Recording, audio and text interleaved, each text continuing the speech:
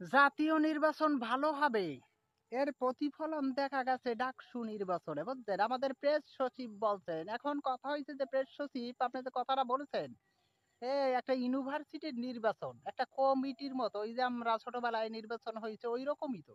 ঠিক আছে, ওখানে 50 জন 100 জন পুলিশে হয়।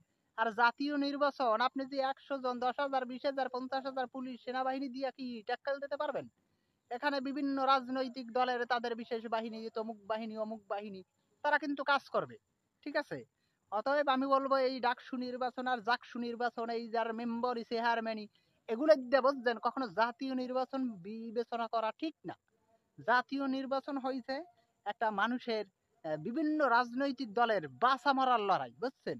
এখানে বাঁচা মরার লড়াই এই জন্য কারণ তারা বোঝেন না ক্ষমতায় যাইতে পারলে তারা বিভিন্ন ভাবে হেল্পফুল হবে, আর যদি ক্ষমতা থেকে যায় তাহলে তারা নিশ্চিহ্ন হয়ে যাবে। এজন্য প্রত্যেক সরকারই চায় কিন্তু তারা মানে যেভাবে হোক ক্ষমতায় জানি তারা যায়, বুঝছেন?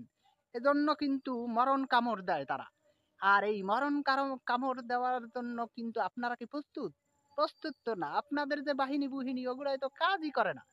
এজন্য আমি বলবো এই ধরনের কথাবার্তা আমি পছন্দ করি না। কোনো ইউনিভার্সিটির নির্বাচন আর জাতীয় নির্বাচন এক নয়। ওকে, এটাই বাস্তব।